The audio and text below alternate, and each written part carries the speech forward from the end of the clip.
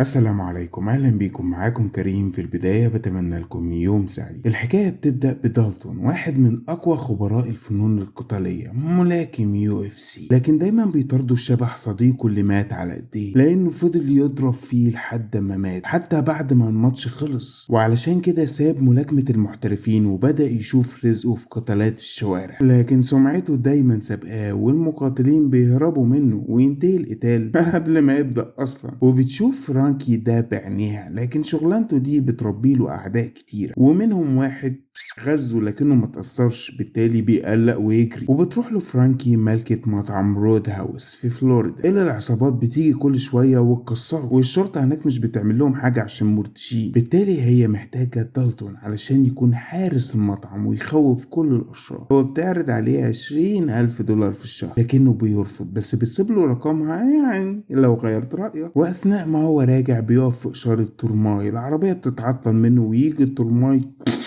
ويطرشه، لكنه بيعتبرها دي علامة يا مارد، وبيروح على فلوريدا. وأول ما بيوصل هناك بيقابل كات اللي شغالة في مكتبة، وكانت ودودة جدا معاه وادته كتاب هدية ودلته على مكان المطعم. وأول ما بيوصل بيلي، واحد من اللي شغالين هناك، اتعرف عليه وقال له أنا من معجبينك يا اسطى. وبتفرح فرانكي قوي بوصوله، لكن مع حلول الليل بيعرف هم ليه جابوه هنا، لأن العصابة بتوصل بدراجاتها بقيادة ديل، وبيعيثوا في المطعم فسادا ويكسروا كل حاجة. وكانوا هيشبكوا مع بيلي، لكن بيقوم لهم دالتون ويقول لهم يا جماعة خلي بالراحة كده، خلينا نحل المشكلة بره يا شباب. لكنهم طبعا بيرفضوا، بالتالي بيسألهم هي درجاتكم دي اللي بره؟ هو بيطلع علشان يروح لدرجاتهم، وبيخرجوا وراه بسرعة عشان خايفين على درجاتهم. وبيقول دالتون للديل بص أنا عندي مشكلة، أصلا أنا ما بحبش العنف. وفجأة بيلطش فيهم كلهم، لكن ده ما كفاهمش وبيهاجموه بكل قوة. بالتالي بدأ يتغاشم شوية ويكسر دراع ده ويصدق لده لحد ما رقدهم كلهم في الأرض. بس من طيبة قلبه بياخدهم على المستشفى عشان يتعالجوا. وهناك بيقابل الدكتورة ليلي اللي شايفاه بلطجي ولازم يبطل اللي بيعمله، لكنه بيقول لها ده أكل عيش يا أبل. بس بتشوف إن جرحه فتقول له لازم أعالجك. وهناك بيحصل إعجاب ما بينهم. ولما بيرجع للمطعم فرانكي بتشكره قوي، بتديله مرتب أسبوع زي ما وعدته، وكمان اديته قارب يعيش فيه، لكنها بتحذره الشقاوة عنوان بس اوعى تتهان، خد بالك من التماسيح. وبيروح يزور صديقته كات، لكن بتظهر العصابة هناك وكانوا هيعتدوا على كات، بس أول ما شافوه خلعوا فيه أسد جديد في المنطقة. وبتجري العصابة على زعيمهم بين علشان يشتكوله، لكنه بيغضب عليهم جدا، لكن صاحبه بيقترح ان هو يقول لابوه. وخلاص سمعة دالتون بقت سابقاه وكل الجزيرة عرفته وبترحب بيه بالاسم، لكنه بيبدأ يدي الفرصة لبيلي ويمرنه علشان يكون حارس المطعم طبقا لتوجيهاته. هو مش بيتدخل الا في المصايب الكبيرة. بس في ليلة ما بيكتشف ان ديل خرج من المستشفى اخيرا، واثناء ما هو ماشي في ليلة ما بيلاقي عربية بتهاجمه، لكنه بيقدر يتفاداها في اخر لحظة. هو بيكتشف ان اللي سايق هو ديل، لكن العربية بتقع بيه من فوق الجسر، وكان خلاص هيروح فيها بس بيقدر يخرج من المية ويرجع للقارب. بس بيلاقي هناك ديل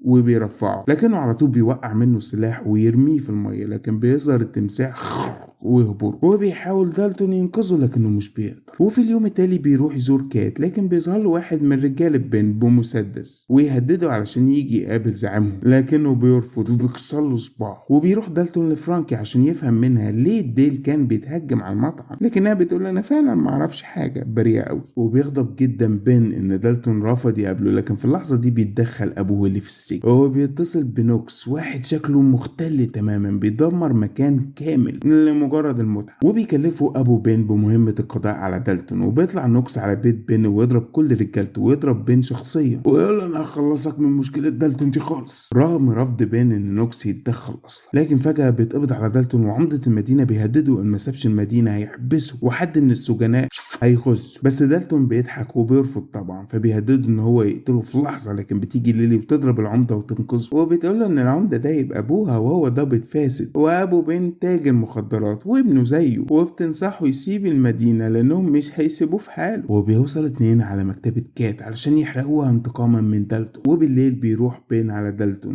مش عشان يهدده بس عشان يعرف ايه السبب ان هو فضل يضرب في صاحبه لحد ما مات، رغم انه كان خلاص استسلم ودالتون كسب الماتش. بس دالتون ما قدرش يجاوب، وبيطلع على نوكس ويقول له خش وخلص. وبيدخل نوكس يحطم في المطعم كله، وهو جاست تشيلين كده مستمتع، وبيحاول بيلي والرجاله يوقفوه لكنه اقوى منهم بكتير. الواد عامل زي الطحش، بالتالي بيضطر دالتون يقوم له علشان يحل المشكله. بس اول ما بيقرب منه مش بيتكلم وبيضرب على طول، لكن دالتون مش سهل وبيرد عليه، وبيتضح ان دالتون سريع فعلا، بس نوكس ضرباته موجعه. بس واحد من رجال بين بيمسكه وبينزل فيه نوكس الضرب لكنه مش بيتأثر، فنوكس بيبدأ يقلق منه لكنه بيستمر في ضربه لحد ما بيخرجه بره المطعم. ورغم ان هو برضه قام وما فضلش على الارض لانه بيسيب المكان ويمشي، وكان أدرك خلاص انه خسر، وبيقرر يلم هدومه ويمشي. وبتحاول فرانكي توقفه لكنه بيقول لها انا خايف وعايز امشي. لكن في الطريق بيكتشف ان هم ولعوا في مكتبة كات، وبيرن في ودنه صوت الترماي اللي كان خلاص هيخلصه من حياته. وبيطلع على بيت بين وبيلاقي الواد اللي حرق المكتبة بالصدفة هناك، والواد بيسأله ايه بدأت تخاف يا اسطى، وبيهاجمه لكنه بيكسر له رقبته. وقبل ما يموت بيقول له انا خايف فعلا بس مش منكم، انا خايف من اللي ممكن اعمله لو غضبت، وانتوا غضبتوني جدا. واثناء ما بيحمل الجثة واحد من الرجال بين بيشوفه ويخاف منه، وبسرعة بيقول له ان بين عامل اجتماع مع ناس هيسلفوه فلوس مشروع ما، وبيقول له دالتون على المكان عشان ينفد بجلده ويهرب. وبيروح دالتون للمكان ويكتشف ان رجالة الشرطة الفاسدين بيساعدوه، وبيلاقي الفلوس في القارب لكنه بيطلع الجثة ويضربها بمسدس الشرطي ويخبطوا على نافوخه عشان يفقدوا الذاكرة. ولان العمدة هو المسؤول عن الفلوس قدامهم بيخطفوا بنته، وبيجري على دالتون ويقول له الحقني لازم ترجع لهم الفلوس لانهم خطفوا بنتي. وعرف ان الفلوس معاه اصلا من الضابط لان الضربة ما افقدتوش الذاكرة ولا حاجة. فبيقول له دالتون حدد معاهم ميعاد وانا هجيلهم بالفلوس. وبيروح يسرق قارب صديق ليلي السابق ويفخخه، واول ما بيوصل مش بيلاقي ليلي، وبيشوف نوكس جاي على قارب وهوب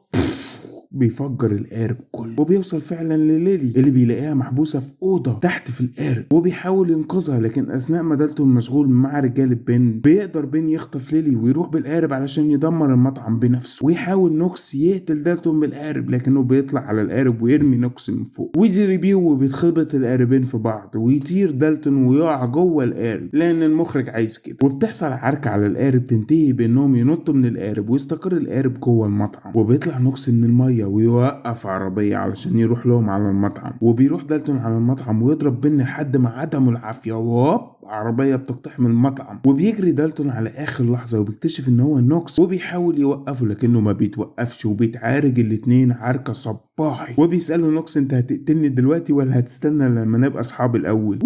وين يور فيس. وبيحاول دالتون يخنق الطلوقة ده لكنه بيمسك خشبة ويغز. وبيظهر بين ويقول له اقتله لكنه مجنون، وبيقتل بين نفسه. وبيروح علشان يخلص على دالتون لكنه بيفوق له ويزرع له خشبتين لكنه ما بيتحركش، فبالتالي بيقعد بقى يخيطوا لحد ما جابوا الارض. وبيظهر العمده وبنته وبيقول دالتون امشي انت دلوقتي وابوها هيخلص كل حاجه، وكأن دالتون ما كانش هنا اصلا، ما هو فاسد بقى. وقبل ما بيمشي بيسلم على كات اللي فاكراها بطل لكنه بيقول لها انا مش البطل بتاع الحكايه دي، لكنها بتقول له ولا الشرير كمان. وابوها بيكتشف ان هو ساب لهم شنطه الفلوس في المكتبه قبل ما بيمشي وينتهي الفيلم. هل عجبكم الفيلم ولا لا؟ يا ريت تقولوا لي تحت في التعليقات. لو عجبكم الفيديو ده بقى ما تنسوش تدوسوا لايك وشير الفيديو عشان نقدر نوصل لعدد اكبر من الناس. ولو عجبكم المحتوى بتاعي ما تنسوش تشتركوا في القناه وتفعلوا الجرس عشان ما يفوتكوش اي فيديو. وادعوا لاهلنا في غزه عسى ان تكون ساعه استجابه. بس ما تخلوش اي فيلم او اي فيديو يلهيكم عن الصلاه وعباده ربنا. خلاص كده الفيديو خلص، اشوفكم في الفيديو الجاي.